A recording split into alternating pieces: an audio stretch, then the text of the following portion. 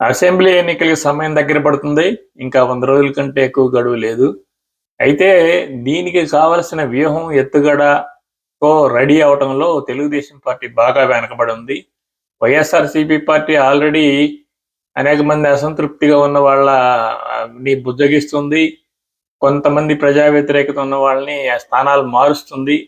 బీసీలకి ఎక్కువ ప్రాధాన్యత ఇస్తుంది. ఇలా తను ఒక ఎత్తుగడతో ఎన్నికలకి ప్రిపేర్ అవుతా ఉంది.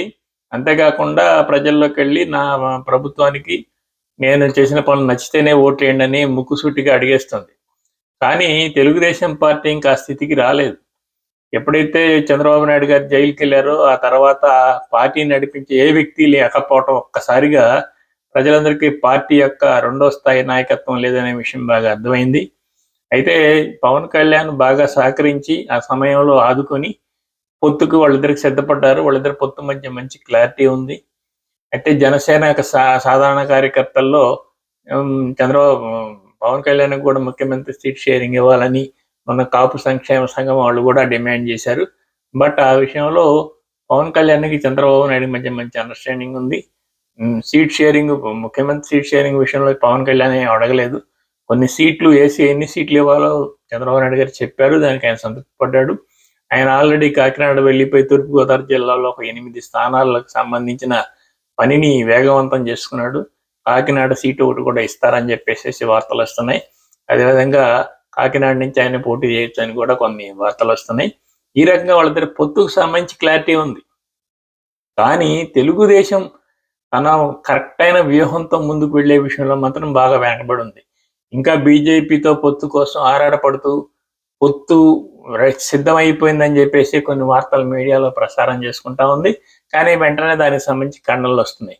1% కూడా ఓట్లు లేని బీజేపీతో ఎందుకు సిద్ధపడుతుంది, ఎందుకు ఆరాటపడుతుంది అని చెప్పేసి కార్యకర్తలు ప్రశ్నిస్తా ఉన్నారు. కానీ దాని వెనక రాజకీయ పరిశీలకులు ఉంటుంది ఏంటంటే కేసుల విషయంలో చంద్రబాబు నాయుడు గారు చాలా భయపడుతున్నారు. కేసులకు సంబంధించి ఏ ఆధారాలు లేవని ఒక తెలుగుదేశం సెక్షన్ మీడియా కోడై కూస్తున్నప్పటికి కూడా కేసుల విషయంలో ఆయనకు భయం ఉంది. సరైన ఎన్నికల సమయంలో ఏదైనా జరుగుతుందేమో అని. రీసెంట్గా ఇప్పుడు ఆళ్ల రామకృష్ణారెడ్డి యొక్క ఇంటర్వ్యూ కూడా మనం చూస్తా ఉన్నాం. ఆయన జగన్కి ఎదురు తిరిగినట్టుగా మీడియా రాస్తుంది. కానీ ప్రధానంగా ఆయన ప్రస్తావించిన చంద్రబాబు నాయుడు గారి ఓటుకు నోటు కేసు, రేవంత్ రెడ్డి చంద్రబాబు నాయుడు గారి యొక్క ఓటుకు నోటు కేసులో డైరెక్ట్గా వాయిస్లతో సహా దొరికిపోయారు. నేను ల్యాబ్లో చంద్రబాబు నాయుడు గారి వాయిస్ని కూడా టెస్ట్ చేయించి ఆ ఒరిజినాలిటీని తీసుకెళ్లి నేను సిబిసిఐడికి ఇచ్చాను. ఇది మొత్తం కూడా సిబిఐకి ఇవ్వాలని కోర్టులో కేసేసాను. దాన్ని నేను వదిలే ప్రసక్తి లేదు, అది ముందుకు తీసుకువెళ్ళవలసిందే ఆయన స్పష్టంగా చెప్పాడు. అయితే కొంతమంది జగన్ పరిస్థితి ఏంటంటే ఆయన తప్పు చేస్తే తప్పు చేసిన ప్రతి వాళ్ళు వెళ్లాల్సిందే ప్రజా జీవితంలో అని చెప్పి ఒక మాట అన్నాడు. దాన్నే మన తెలుగు మీడియా ఎక్కువ హైలైట్ చేసింది. కానీ చంద్రబాబు నాయుడు మీద ఆయన చేసిన వ్యాఖ్యల్ని పెద్దగా హైలైట్ చేయలేదు. ఇలాంటి కేసులు హఠాత్తుగా బయటికి రావడం వల్ల ఏదైనా జరుగుతుందా? బీజేపీ సహకారం లేకపోతే కేంద్రంలోనూ రాష్ట్రంలోనూ తనకు అనుకూలమైన ప్రభుత్వాలు లేనప్పుడు ఇలాంటి సంఘటనలు ఎన్నో ఏదో ఒకటి జరగడానికి అవకాశం ఉంది. కనుక ఆయన ఇంకా ఇప్పటికీ ప్రశాంత్ కిషోర్ని పిలవడం, వ్యూహాల గురించి మాట్లాడటం ఇలాగే జరుగుతుంది. వైజాగ్ సభ కొద్దిగా ఊపిచ్చినప్పటికీ దాన్ని కంటిన్యూ చేయడంలో కూడా తెలుగుదేశం పార్టీ స్పష్టమైన ఒక విధానంతో ముందుకెళ్ళడం లేదు.